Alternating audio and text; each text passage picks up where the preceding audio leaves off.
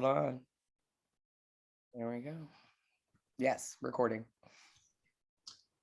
Hi, this is amazing. What an audience. We're at 50 plus now. I think we're going to hit a record attendance here just any minute. So that's fabulous. Welcome to the January 2022, I'm still getting used to saying that, edition of the Broadstone Books Reading Stage, series of Zoom events. I'm Larry Moore, publisher of Broadstone Books, along with my partner, Stephanie Potter, who's running tech for us today. We're delighted to start off this new year with an exciting program featuring new books by three outstanding poets, Myra Malkin, Indran Amirthanayagam, and Susana H. Case. And I want to say I'm especially pleased to welcome Susana back. She hosted our first Zoom event way back in October of 2020. Taking the place of a live event that we had planned in New York City before COVID had other ideas. And since then, she's attended nearly all of our events and hosted countless other events of her own. So that's characteristic of her generosity and her support for other poets, including her fellow readers today, who are both good friends of hers. So we're happy to offer this buddy reading today as an exemplar of the camaraderie among our Broadstone poets and of the poetry community at large. If there's a common theme for today's reading connecting these three very different poets and their books, I would describe it as a celebration of the many forms that poetry can take and the many purposes it can be made to serve. Its variety and versatility, and most of all, its vitality in taking on the biggest of big topics. In Myra Malkin's new collection, Sunset Grand Couturier, she demonstrates her great depth of erudition and cultural immersion in the wide array of authors, artists, historical figures, and intellectuals that serve as her point of embarkation. Her title, for instance, derived from Pound's Cantos. Situating her work within this historical cultural framework, but crafting out of it a series of startlingly original meditations on death, loss, and memory, or put another way, what it is to be human. Hers are the ultimate heavy topics, handled here with a surprisingly light and engaging touch. Penetrating, but never ponderous, serious, but never self-serious. These are poems of sensitivity, intellectual heft, and aesthetic wonder. Speaking of a heavy topic, and one deeply enmeshed in our troubled history and tumultuous present, the polyglot poet Indran Amirthanayagam has written a compelling account of the 2020 US presidential election in 10,000 Steps Against the Tyrant. And that title pretty clearly reveals where he stands. The author of 20-something other volumes of poetry in a host of languages, his multicultural and multilingual background, along with his work as a professional diplomat, makes him the ideal reporter to capture the heady emotions, the anxiety and exhilaration that swirled around that election and its aftermath. And it's no accident that we're releasing the book now at the first anniversary of those events. Now, while it may be true that a year further along, the cold reality check of political dysfunction, the ability to carry through on some of the promise of that election has left more than a few of us disappointed. And it may have left some of Indran's more exuberant passages feeling a little bit premature, maybe even a little naive, but this collection is nonetheless a vital snapshot of that moment in time. His poems remain a powerful call to action, echoing the Reverend Jesse Jackson's exhortation to keep hope alive, and a reminder that there are still many more steps we must be prepared to take against tyranny.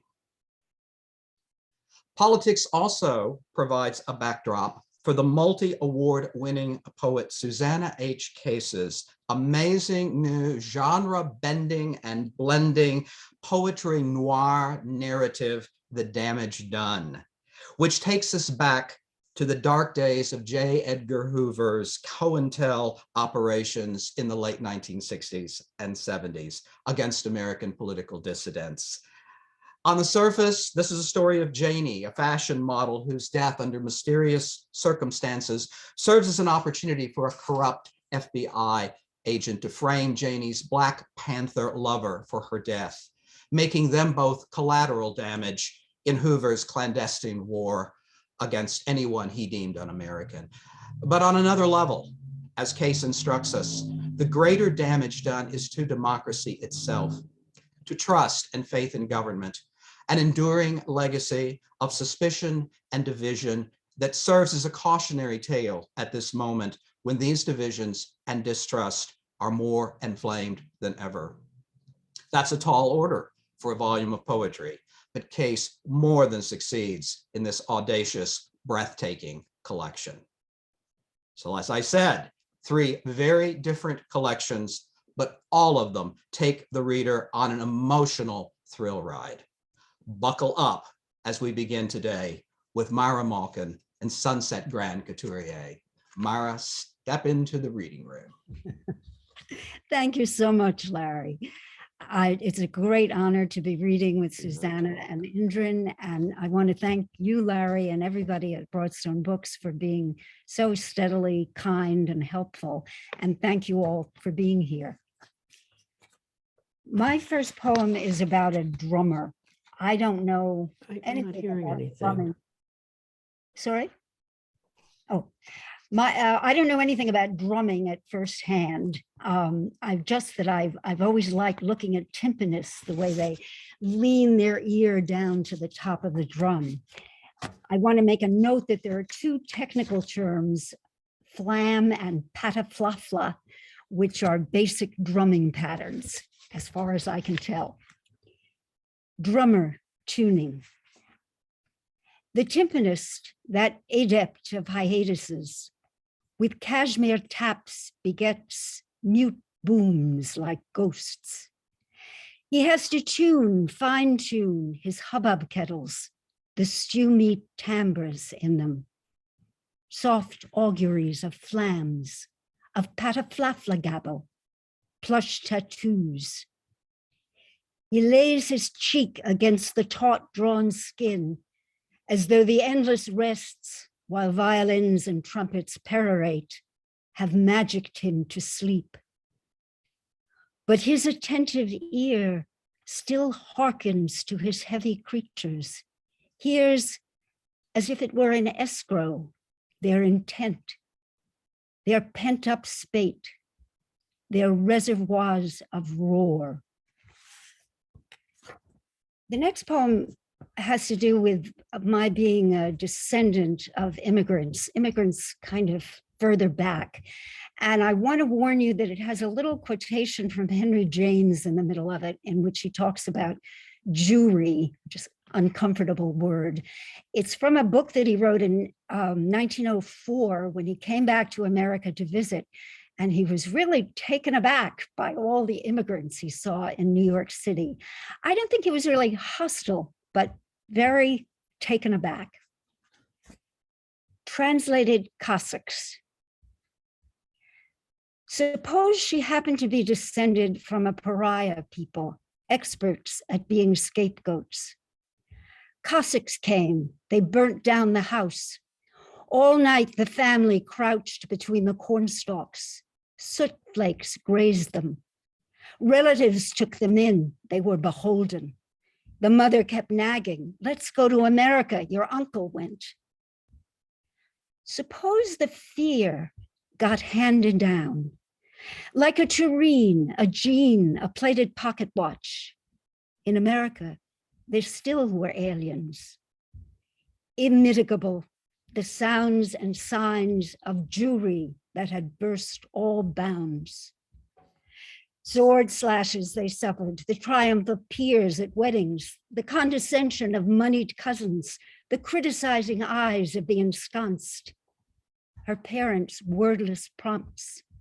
Be inconspicuous, be perfect, be pretty. Can't you be pretty, damn it? She was to certify them, be laissez-passer for them. She was to make a splash that would definitively scatter the cousin competition, but modestly, modestly, ride high while lying low, lie low while riding high. No showiness that might provoke the evil eye, no gaffes, no boasts, no overeager fervor, those footholds for put-downs. But she lacked the knack of it, muzzled her sumptuous I am, played safe, declawed herself. It doesn't matter now. New Cossacks are here, new kindly ones. Old age, marauding death. Her body is an alien.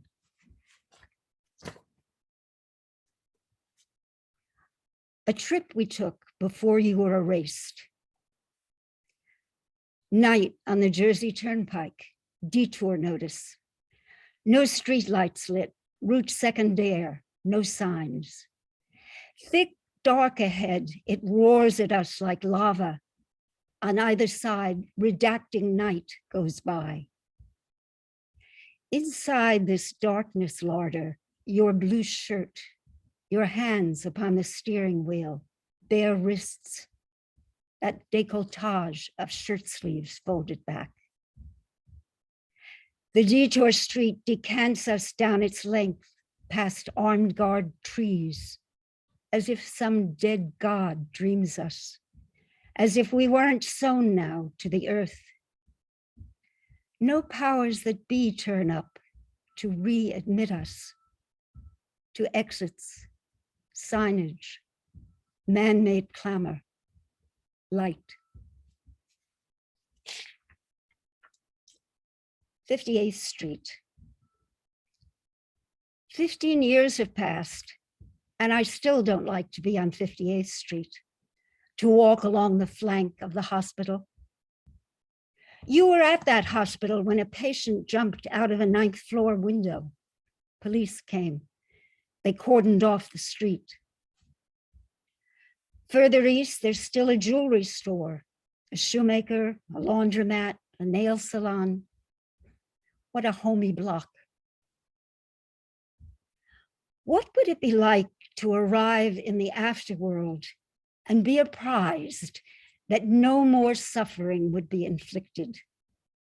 No dispossessions, no flesh humiliations.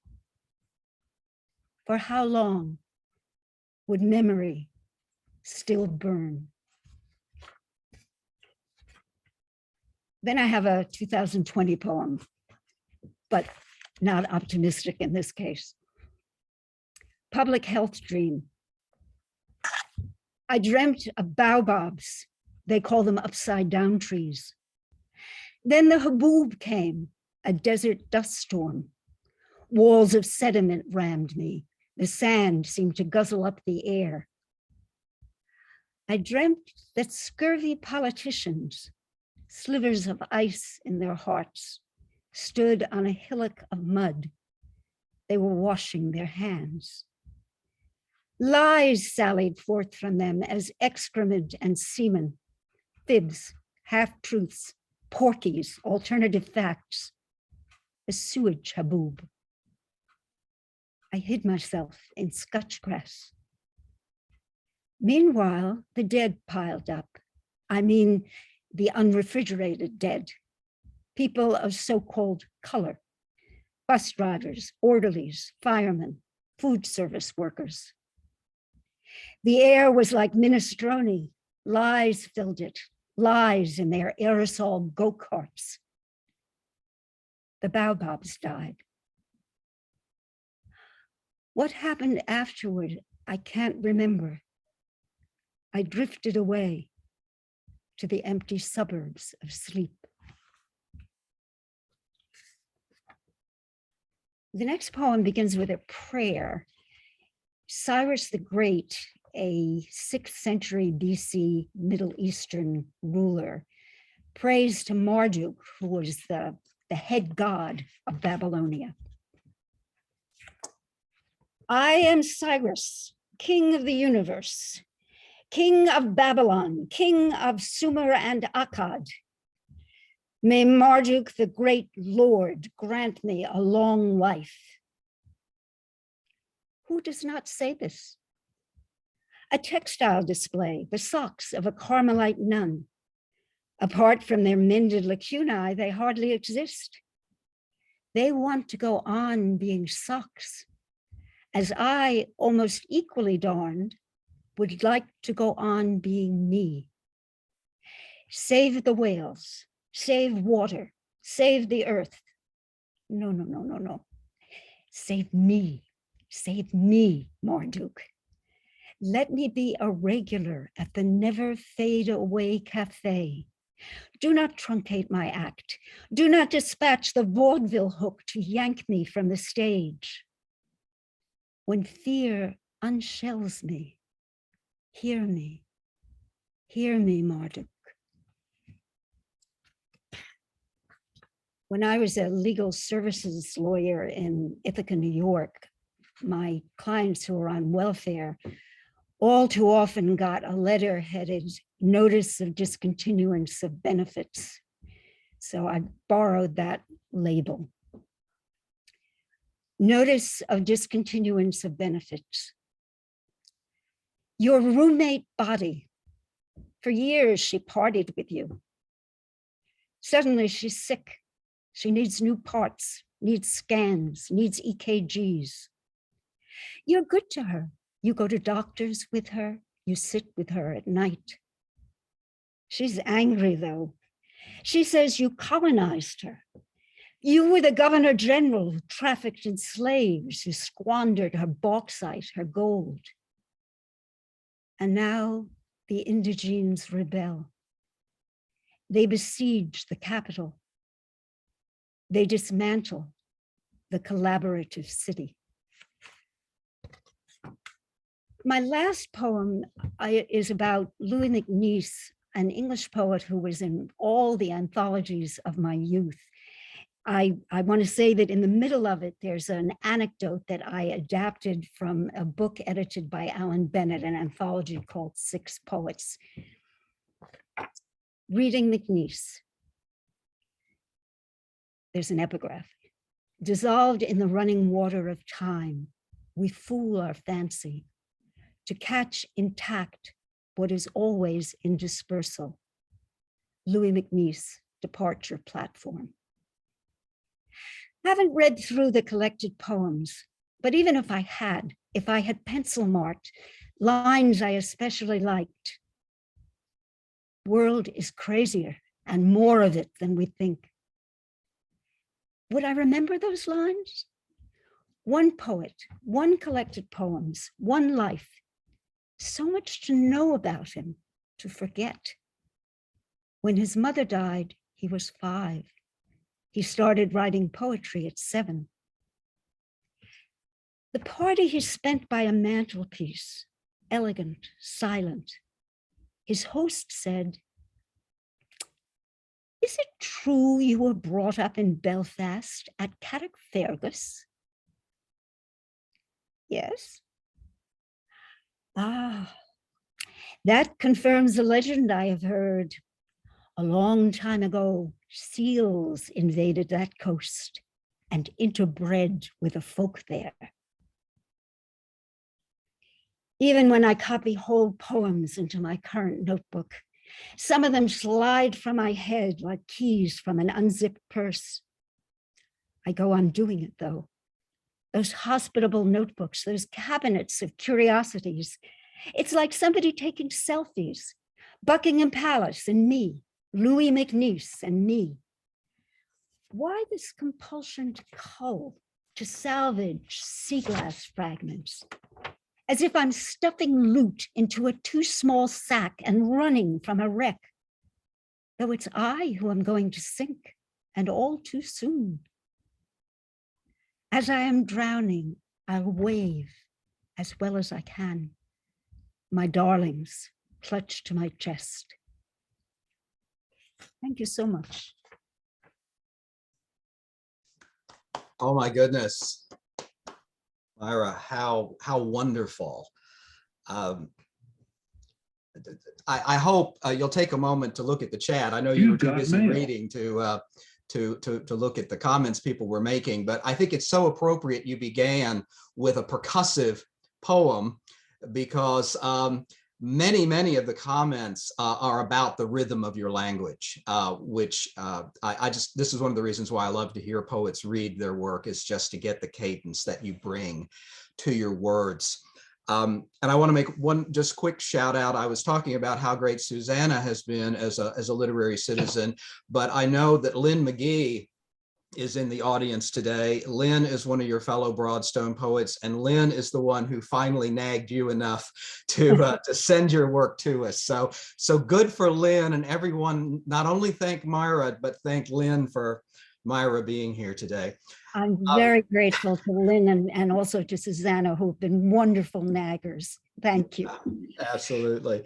Myra, I was glad that you mentioned in the course of your reading about your law profession. I wasn't sure how publicly you admitted to being a lawyer, but I was struck. I'm always interested in people's poetic practice and how their other lives fit into that practice. And I was thinking about in the construction of your poems and of the overall collection, how much it struck me as like a lawyer looking back through past precedent, the way you're mining all this cultural history. And I was reminded of a lawyer looking for case precedent and using that to construct the kind of elegant argument and eloquent summation that you've presented in this book. So what kind of exchange is there between those lives? Do you find your poetry craft, is it all informed by your study of law, your practice of law? I've never thought of it that way, Larry. I'll have to think about that. I can't really speak to that. I don't know, except that it's true. You have to, I mean, I think I learned to revise. I started to learn to revise when I was a lawyer and writing things, but I don't really have a good answer for it, but I will certainly think about it. Well, I shouldn't have just snuck up on you with that one, but it's interesting to me. Just today, I was corresponding with an upcoming author who is also a lawyer, recently retired lawyer, and I said it's interesting how many of our authors are lawyers. So obviously, the law is very much a profession of language. So it's no surprise to me that yeah. I just have to add quickly that as I read biographies of people, I'm astounded at how many musicians, artists, writers, it says at the beginning of their biography, his father wanted him to go to law school and he went, or she later, and he went for a couple of years or a couple of months and that was it. Yeah, Susana pointed out in her comments about how poetry and law are both connected by precision of language. And Susana, I love that word precision, because I think we definitely do feel the precision, the edge of your work, Myra. So thank you again for being with us today and sharing your words. And we'll hopefully have a chance to come back and chat a little more later on. But for now, I'm going to turn to our next poet coming up today, and that's Indran Amirthanayagam. So Indran, if you'll unmute, I see you in the room. So sir, the stage is yours. Thank you. All the world's a stage. Yes. Thank you, Larry, for inviting me to publish with Broadstone. It's an honor and a thrill to be part of the family. And thank you for your editing of this book and picking this particular book to kick off our friendship and our publishing history together. It's a book that as you very well know, I'm very close to. It's a book also informed by the law, and it's very much the law is behind this book and inside each of its lines. And and you'll hear that in some of the poems. And it's a deliciously, gloriously naive book, as to pick up on that concept, but innocent perhaps in the sense of Blake's Songs of Innocence and Songs of Experience. But I think experience is there too, and I will, a bit like Lao Tzu when he wrote, "Oh, to be a glorious infant nursing at the breast." I want to keep that innocence in America, the innocence which inspired me when I landed here as a landed migrant, a permanent resident. And I want to recover that innocence, even if it's an informed, experienced innocence that I'm looking for. So somehow marry the songs of innocence and the songs of experience into one vision, one complex yet innocent vision. So with all of that preamble, I should begin by reading some poems.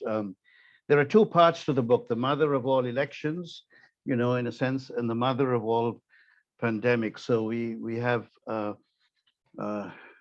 and you know, that term is complicated by the fact that we love our mothers and we respect them, and my mother appears in this book as well. The right path. Let us roll, America. Let us not look back. Let us seize the fellow by the absent coat tail. Let us reveal the traipsing emperor nude, and let us remember and defend the rights of our virus dead. But let us do so with respect, with love. Why? Because Jesus says so. Why? Because we are not jackals and hyenas. Why? Because we have to get back on the road to the promised land.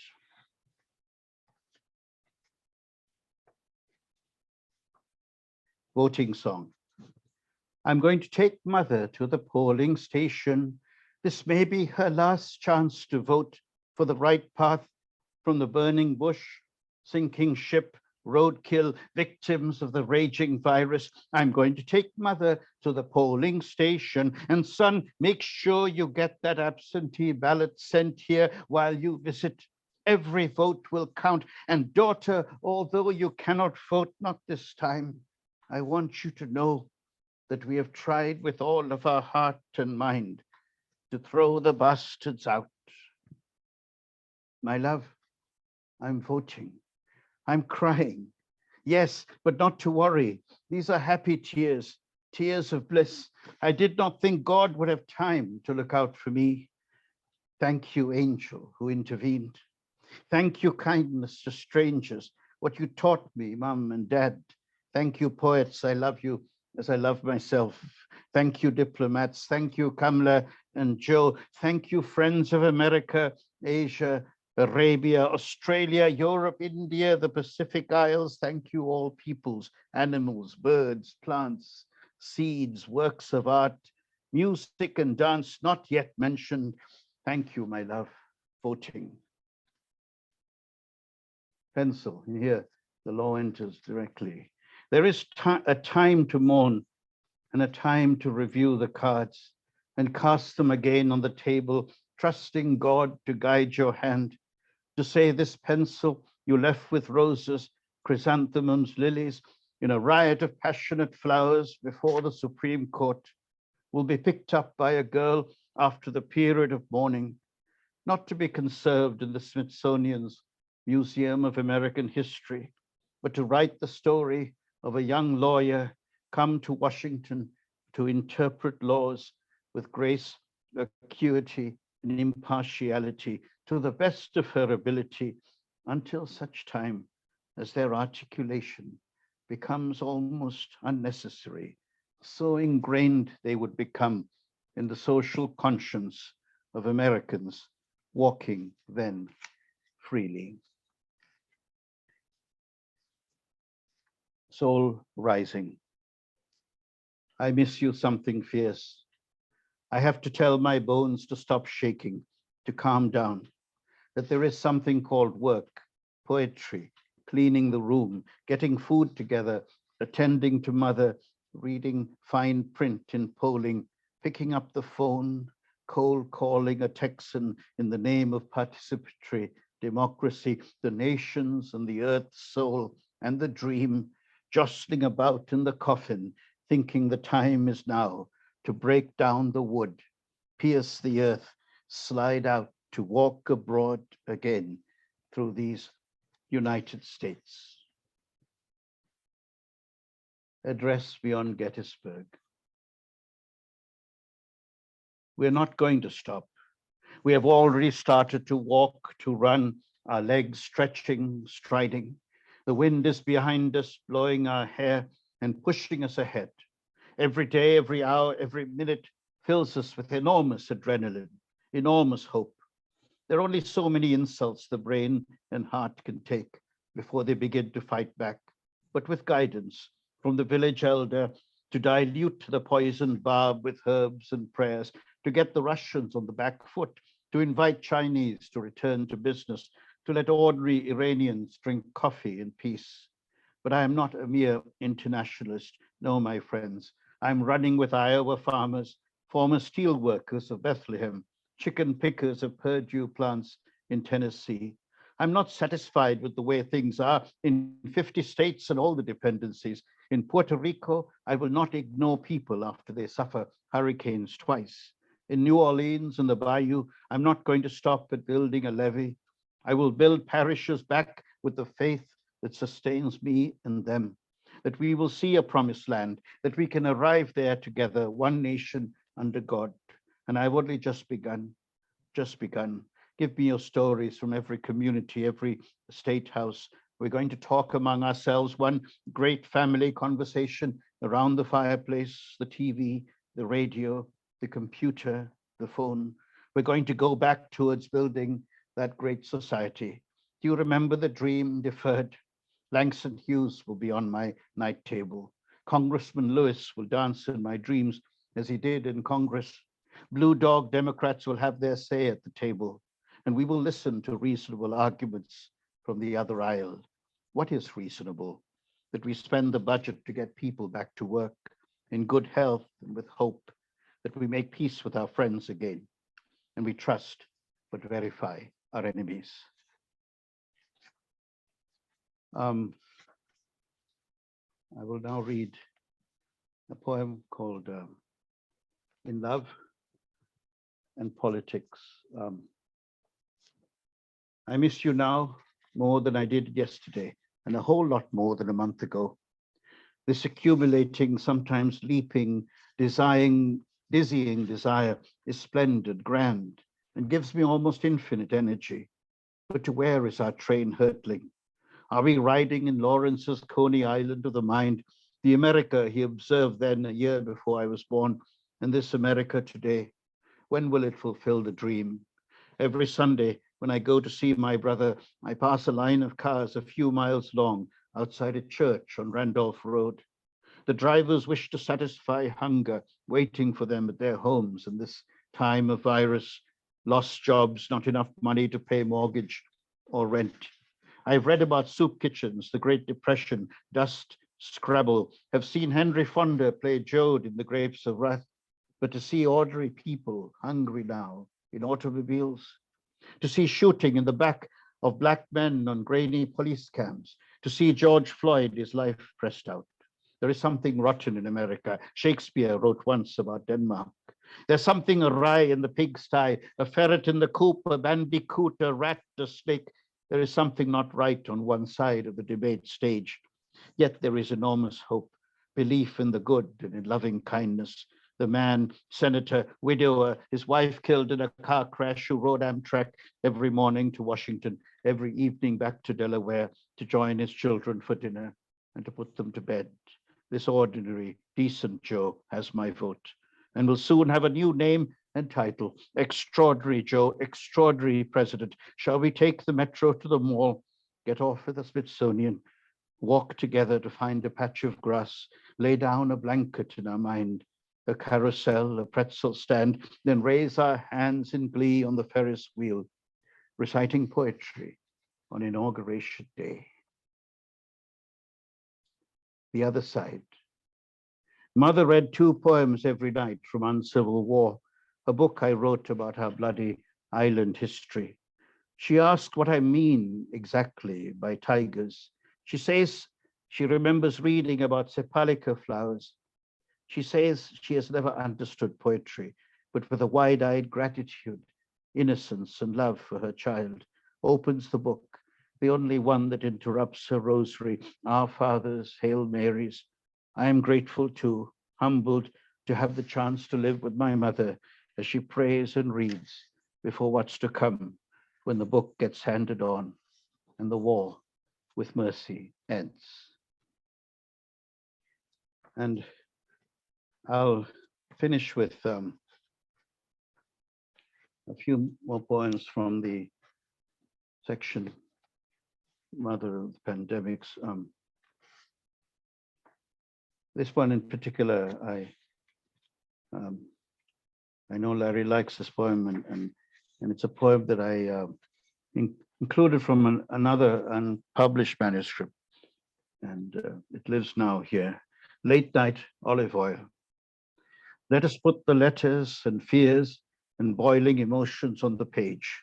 Mummy, why did you go to the kitchen stealthily without a word to your sleeping son, without your walker, to find the large bottle of olive oil, to pour it on the table and floor, to fill a small vessel which you meant to carry back to your room, as if nobody would notice until you called my name, because you could not negotiate the rest of the way from dining table to bedroom, vessel in hand, without cane or walker.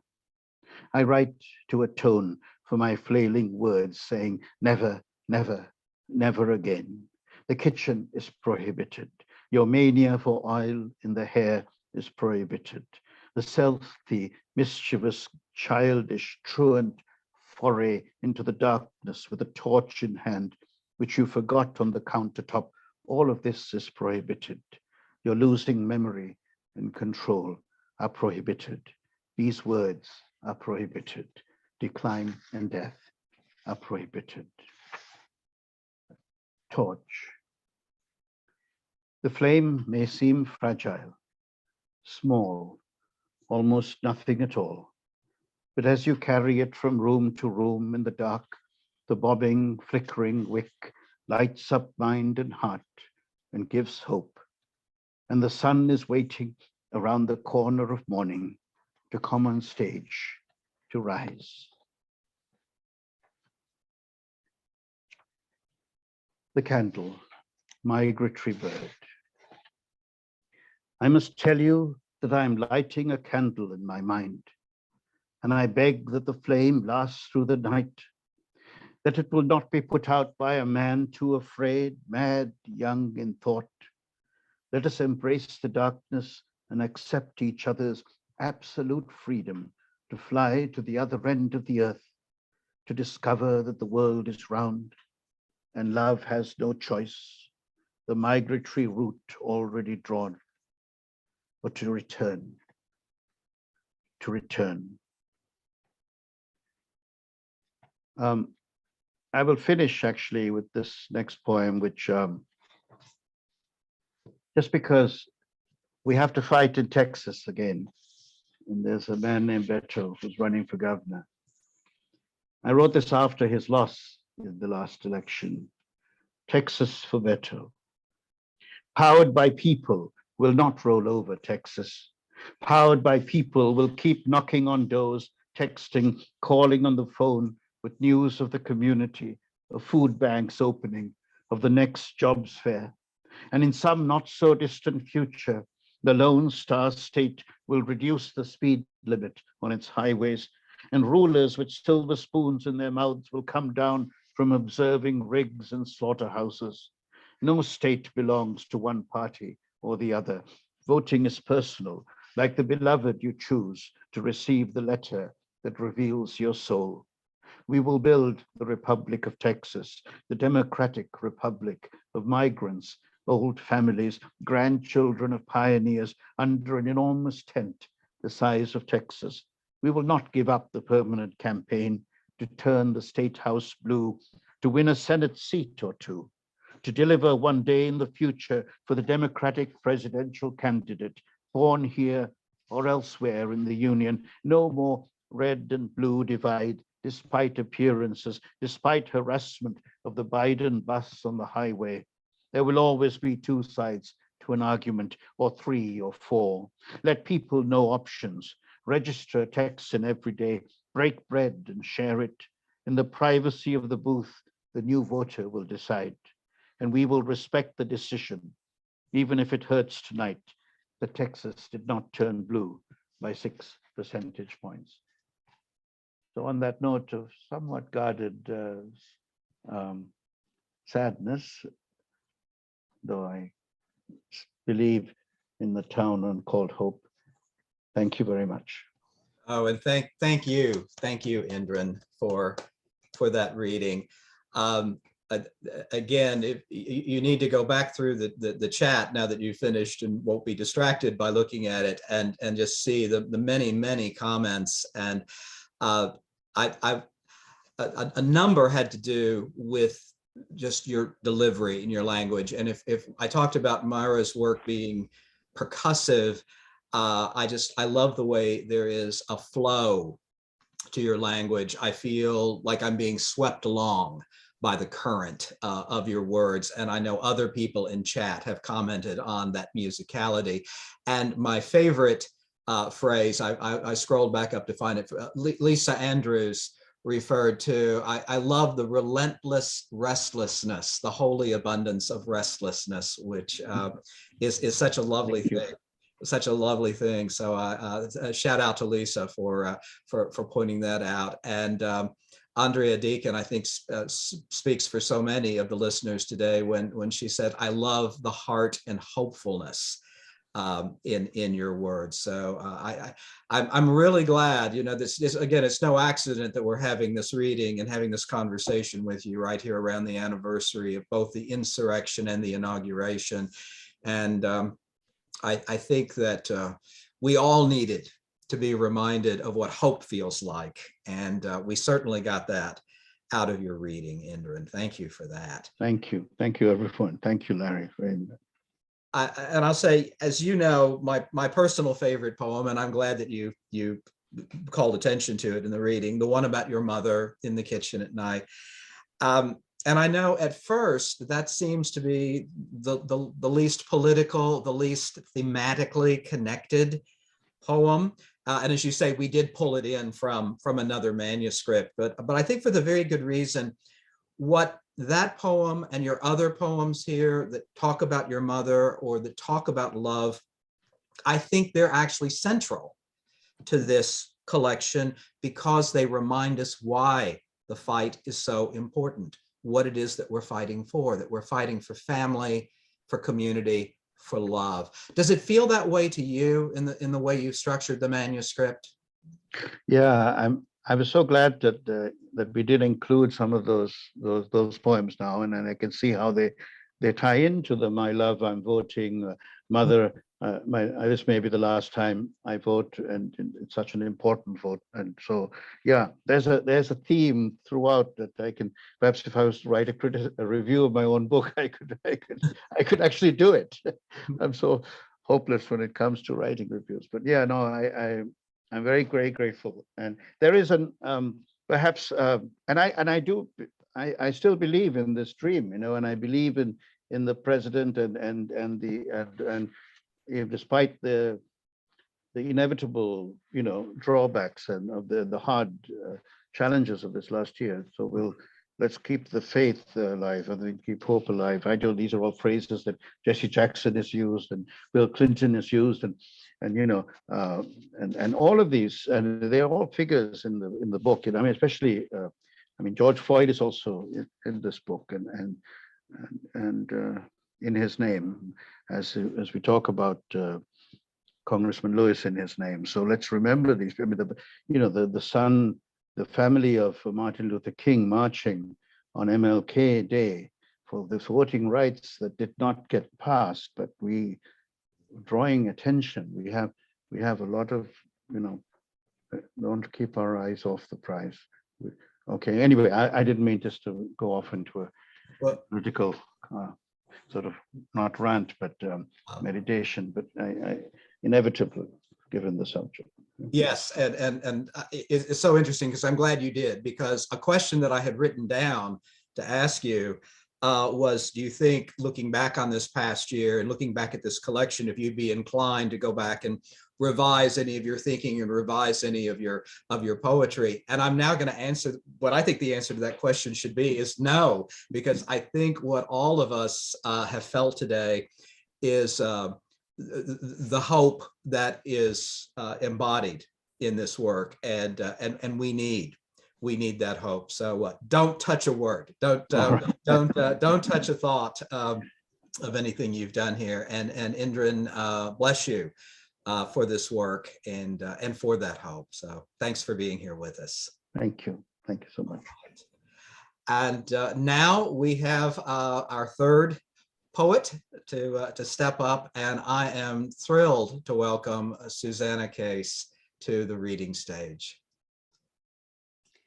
Thank you, Larry. And I'm going to throw your thanks to me back to you. And also thanks Stephanie and Sheila. You guys make really great books. And also thank you, Indran and Myra. I'm so thrilled to be reading with you today. I've been looking forward to it. And I also want to thank those of you in the audience for being here. I see a lot of friends, some of who are real life in-person friends, and some who I only know through social media. And my cousin is here actually too. And I acknowledge all of you. I see you, and I thank you for your support. So we first meet Janie, who's the main character in this, when she's already dead. And her story unfolds partially in flashback. So, and each part is titled, even though you can see this whole sequence in the book as one long poem, or I've heard it referred to as a novel in verse, and it may not be quite as detailed as a novel in verse, but there are recurrent characters. There is a narrative arc. So this is woman recumbent in car. A car sits in violation of parking rules, the only car on the street. In it, blonde hair peeks out from a blanket on the seat. It's early in the morning, a tow truck operator new on the job. He's back from vacation, wonders if he should have remained on the beach, the blanket reminding him of scratchy sand, pina coladas, his newly minted wife. Every day, people come back from vacations to tragedy. Picture him sitting in his truck, waiting for the police as he plays cuts from Blonde on Blonde. Every day, people listen to these songs. He's a Dylan classic rock appassionato, wonders if the dead woman is a debutante like Edie Sedgwick in Just Like a Woman. He wonders if his new wife is full of feminine tricks.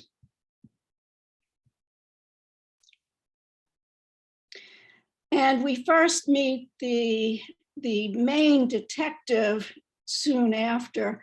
These characters are like something out of a grade B movie, and that's a very deliberate choice. This is the detective can't sleep. If he smokes too much, maybe he won't think too much.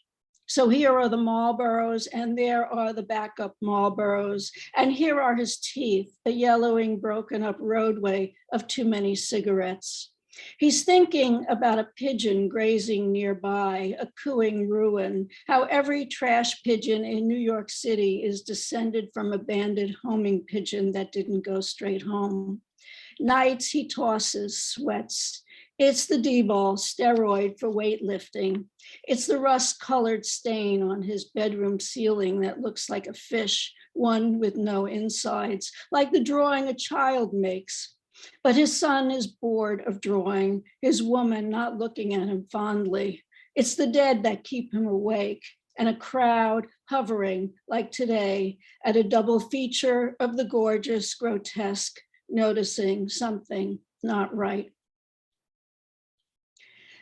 One of the things I do in this book is I insert myself in the form of a number of epistolary poems, that is, poems that are written in the form of letters, most of which are signed by me. They're all signed, and one of them actually in the voice of Janie.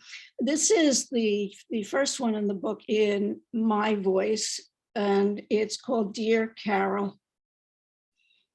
On TV, when I see a marcher decked in helmet, body armor, carrying a gun, demonstrating in support of the worst president ever, a cop shaking his hand as if greeting a member of the club, I think of you in skinny capris, your light brown hair teased into a crown, so queen-like and so damn young. Do you ever think about the doo-wop we listened to that summer in the Catskills on my tinny transistor?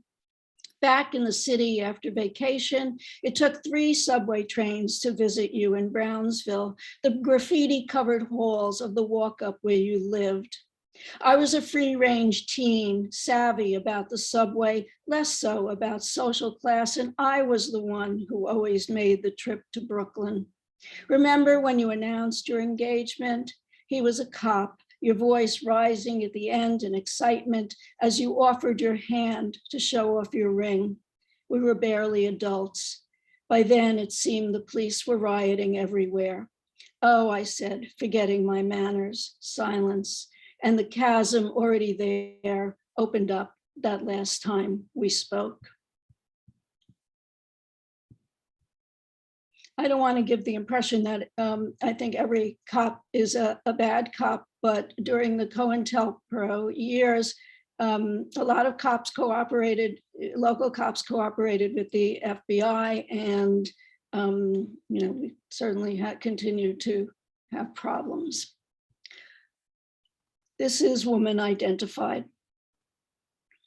A Tootsie Roll with arms, the detective calls Janie now that they've ID'd her. She's skinny with a single name like Twiggy. A Vogue spread and being dead warrant consideration by the tabloids. A close-up of her face that's not a death mask. A point of view that tisks. Here's a sorry chick who couldn't hack the good life. She's pretty. Angles like knife blades. Torso straight like a boy's. In the largest image, Janie looks untroubled and is running in a bold patterned dress past a bridge, debris in soft focus piled off by the side. The detective laughs about it later with his buddies, a strange photo to sell clothes you can't even clearly see, surrounded by rubble, painted on eyelashes, as if she's a child's doll. She looks as if she could blow away. Part of her did. And here's one of the flashbacks. This is flashback bedroom. Blame the walls and doors. They entice the husband to punch them. 5 stitches on his right wrist just last summer. Inanimate objects only, he says he is a man of peace. His familiar rage, it doesn't cease with 3 days in a row of humid heat, 90 degrees, and how come Janie wasn't in her room in Taos after the shoot? Like an asymptote, she's gotten so close to perfection, can taste how close, like she tastes the black coffee, water, sugarless gum, all she's had for days, so tired of being shown off like an expensive watch. Her precision surgery on her food. He critiques her microscopic cutting. And how did her ass blow up overnight? The Myra is relentless. The water, she drinks too much of it, needs to do more calisthenics. The weight on the scales unchanging. The food she pretends to eat. Sometimes she has to put a small bit in her mouth, exercise the gain away or purge, but anything is better than throwing up again. The rules for when he can look at her, only when dressed or when the lights are out, darkness and cover. Her ribs, where downy pale white fur has begun to grow, though she is freezing all the time.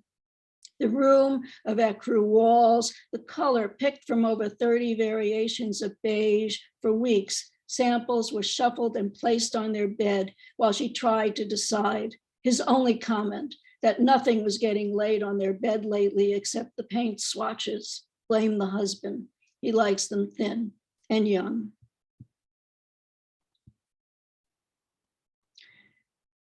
This one introduces another character, one of the more malevolent characters in this book, and this is the Fed. He's smug about the way to work a raid, says yes to an informant planting secobarbital in something sweet like Kool-Aid, to a floor plan that shows where each man in the Panthers sleeps, to career advancement for the artistic stoolie, a warrant to sweep for illegal shotguns, which his team will plant right before the sun comes up.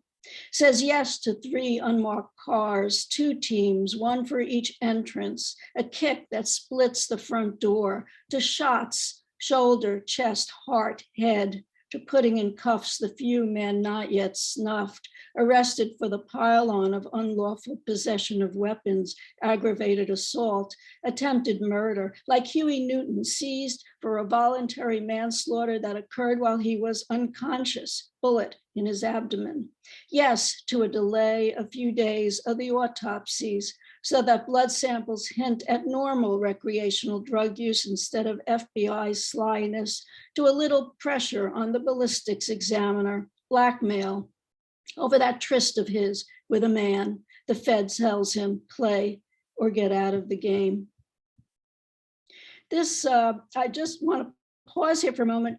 This poem borrows some elements from the 1969 assassination of Fred Hampton, who was a leader of the Illinois Black Panther Party. And in real life, in real history, his apartment was raided after the FBI used an informant to get information about its layout. He slipped secobarbital into Hampton's drink, so he'd be asleep during the raid and got paid well for that. And then 14 police entered at 4:45 in the morning to create surprise and fired somewhere between 90 and 95 rounds, killing him and killing Mark Clark, who was another Panther who was standing guard. And the only shots fired that came from anyone inside the apartment, any of the Panthers, came from Clark's gun, and it's believed it was fired after he convulsed because he had been shot in the heart.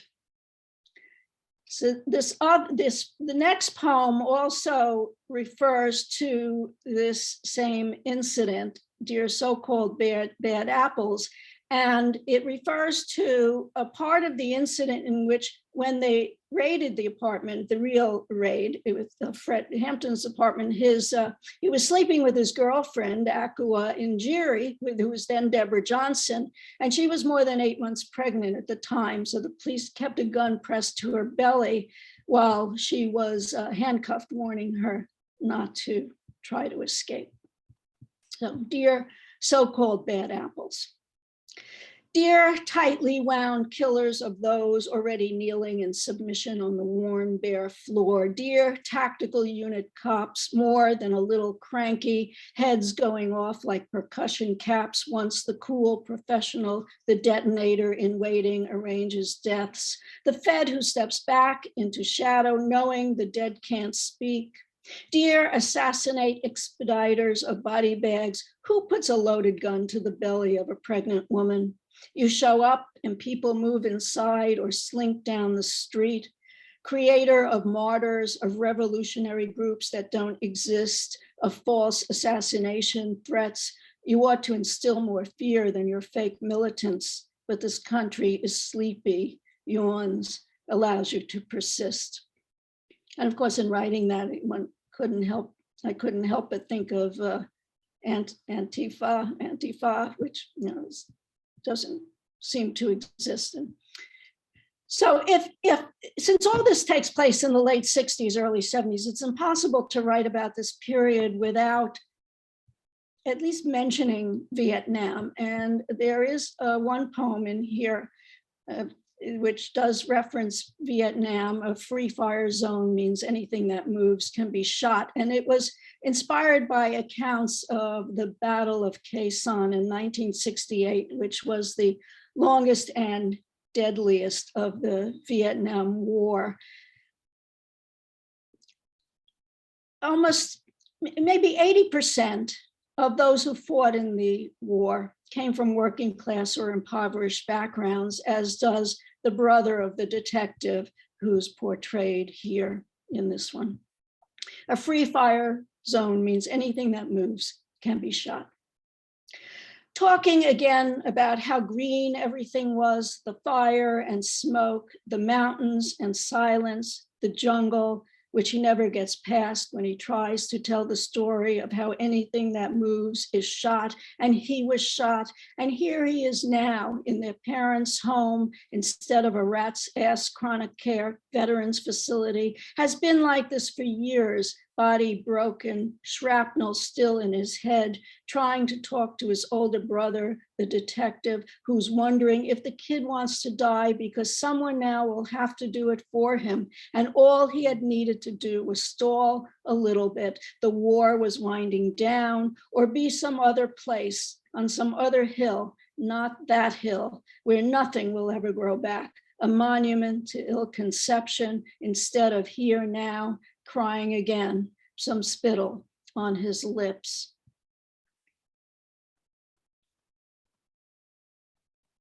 This is another flashback, and this is the origin story for Janie, flashback origin story. She rang up toilet paper and 6 packs at the supermarket, knew if she didn't get out soon, she might as well plan on being at the checkout forever. Her gang of girls borrowed an old Kodak, dressed her up, miniskirt, fishnet pantyhose, waistcoat, tie. They lined her eyes dark and thick, made her believe she could be in magazines. The Janie who left for New York City at 16, cobbled together bus fare with money she'd saved from her minimum wage, dribbles from these high school friends, and an aunt who was drinking the middle of her life away in a log cabin up in the West Virginia hills, a cabin made of trees felled, stripped, pegged by hand. The aunt lit her kitchen up in flames one night, and Janie didn't want to die in a house fire before she got old enough to lose her teeth. Too big for your britches, that aunt had laughed at her, yearning for fame, but handed her an extra 20 crumpled dollar bills for an emergency. Something to get you back after you see, something to get you started back after you see it lacks what you're expecting. She arrived in the city with a list of modeling agencies, a stack of fashion magazines, and the addresses of a couple of women's residential hotels. All the clothes and makeup she owned, double bagged, the name of the supermarket stenciled on the front. I'm going to end with a poem that is, well, everyone says cento, but since I've been a student of Italian for the last 10 years, it's hard for me to say cento because I think of it as cento. Anyway, it is a poem. What this is a poem that uses found lines, uses lines from something else that already exists. And this one consists of lines of lyrics from a number of songs of Jimi Hendrix. Now, in that period, you know, we all loved Jimi Hendrix, and if you looked like Jimi Hendrix and you dressed in the style of Jimi Hendrix, you could do very well. So this is Dear Jimi Hendrix. You only got 200 days. I wish you'd hurry up and rescue me. May I land my kinky machine? Let me stand next to your fire. Oh, but my mind is cold and reeling. Lately, things just don't seem the same. You break, love. That's the way it goes. I want to love you so much till I can't stand it. But if you don't come back, you know I'll have to starve to death. Can't you see me begging you on my knees? Then come on across to me. Well, you can do anything, but I'm just a night bird flying over the sea. Thank you. Brava. Brava. Susanna. That's again, you've got to go look at the chat because it's just lit up with people just so struck by the work. But I had to scroll way back up in it to come to the best comment where Arden Levine refers to Susanna writes hardcore and hard-boiled female characters like no other. And I agree completely. And which raises the point, you don't necessarily associate that skill with poetry. So I have to observe your previous Broadstone book collection, Dead Shark on the N Train, includes that long section of crime scene poems describing the work of the pioneer forensic investigator Francis Glessner Lee.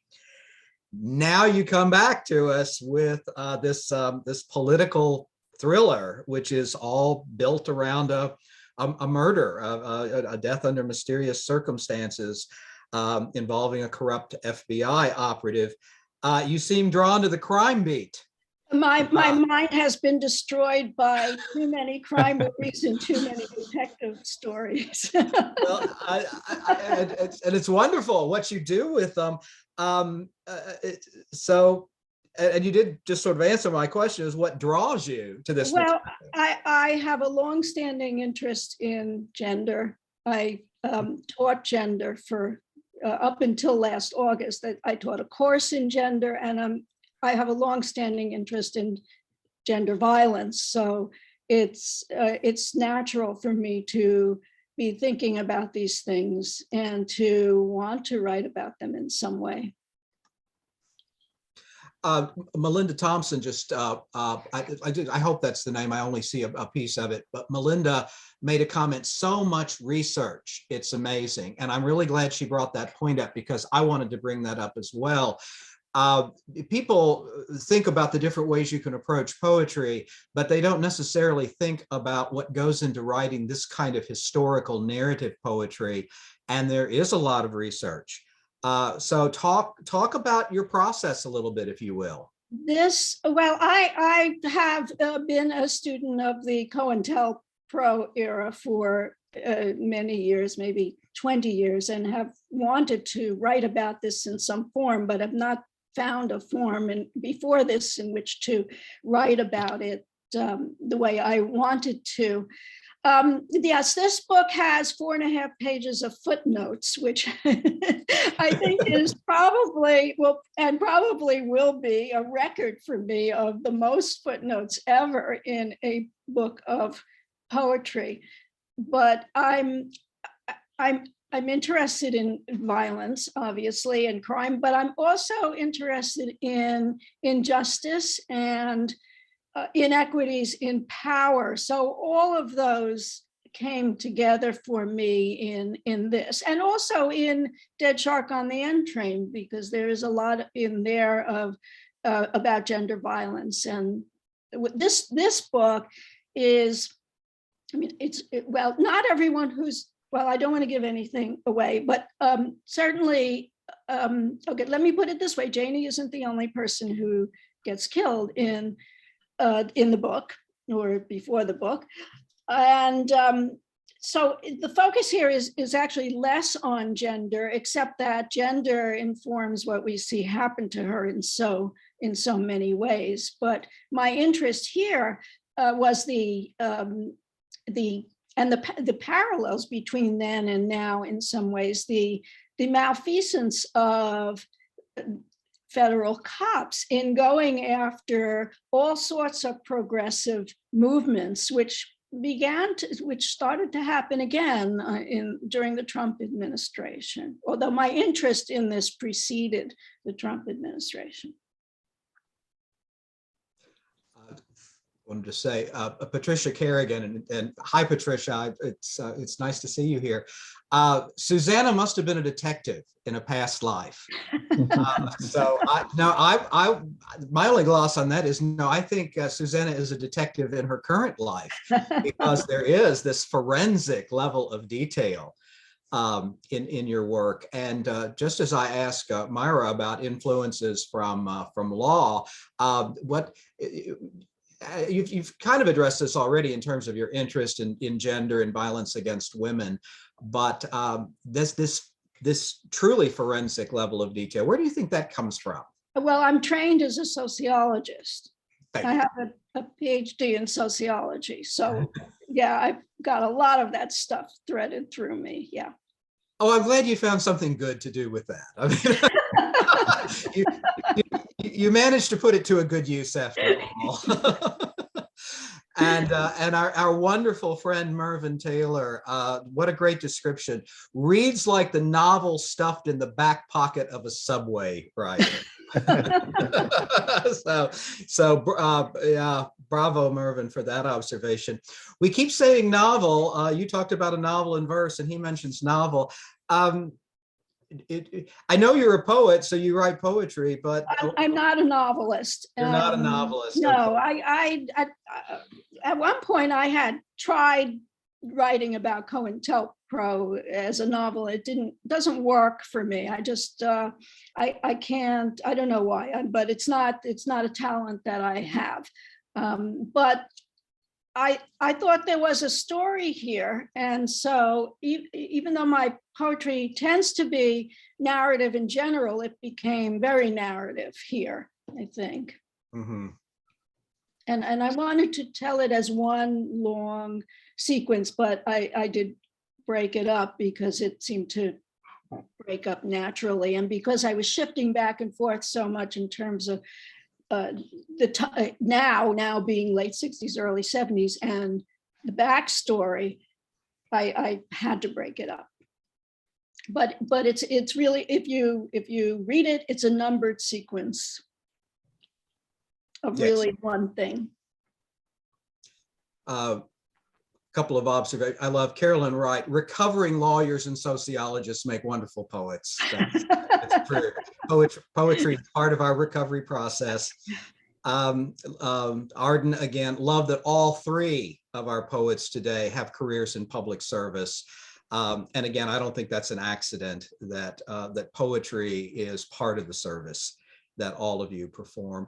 It occurs to me, Susana, that just about a year ago, you were in one of our readings where we had another poet who was writing his historical narrative poetry, and you were asking for advice about craft and structure. So give you a chance to turn that around. If there's anyone, I always like these craft conversations. So if there's anyone listening today interested in narrative poetry, what advice do you have, if any, that you can dispense about how you pursue a narrative collection as opposed to a more conventional assemblage of individual poems?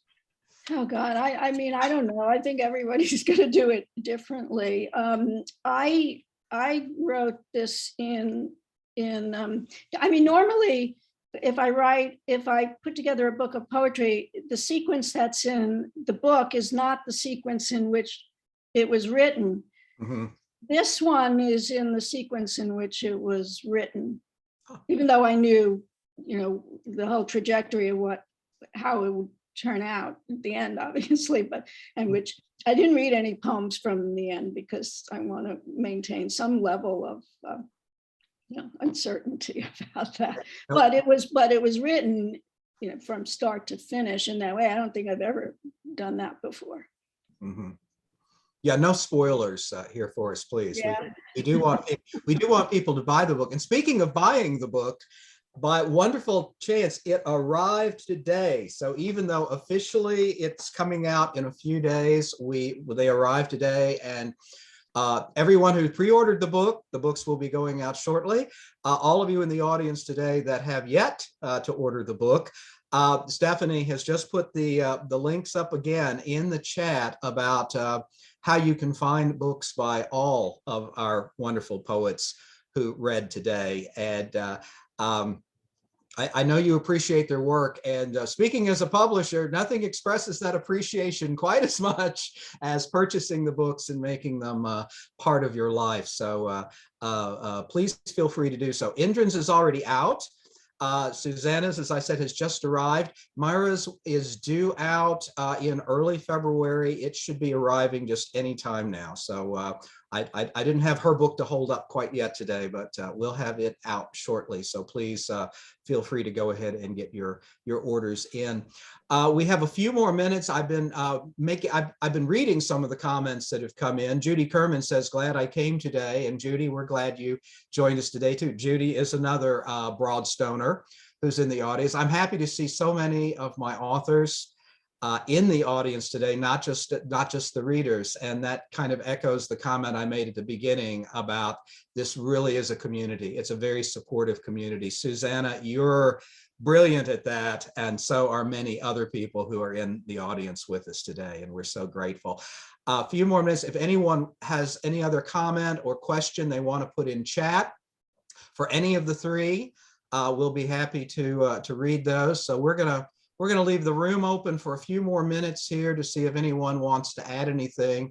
And meanwhile, while we're muted, we can do the Zoom applause. We can all applaud for our cameras. So let's give a round of applause for all three of our wonderful poets who read today: Myra Malkin, Indran Amirthanayagam, Susana H. Case. Just brilliant.